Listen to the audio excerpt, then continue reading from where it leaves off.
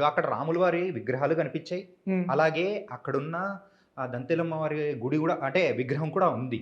హ్మ్. మరి ఇన్ని సంవత్సరాల నుంచి దాన్ని చెత్త కుండీగా మార్చేసి శిథిలావస్థ స్థాయిలోకి పడిపోవడానికి గల రీజన్ ఎవరు?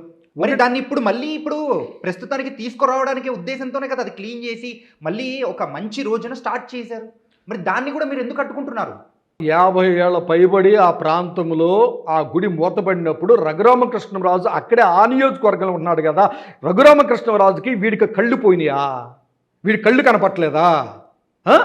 వీడి కళ్ళు కనపట్లేదా? ఇంతకాలం నుంచి ఆ గుడి మూతబడితే కళ్ళు కనపట్లేదా? ఎటకారం అంటే క్రైస్తవులు ఎటకారంగా ప్రభు శపిస్తాడా? రే, నిన్ను ప్రభు శపించడం ఏమైందిరా? నిన్ను ప్రభు శపించడం ఏంటి? ప్రభుకి దీనికి సంబంధం ఏంటి?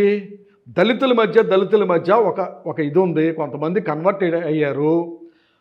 నీ గుడి కట్టడానికి వెళ్ళావా, లేకపోతే కనుక అక్కడున్న గుడికి సంబంధించిన 2 ఎకరాల 20 సెంట్లు కబ్జా చేయడానికి వెళ్ళావా?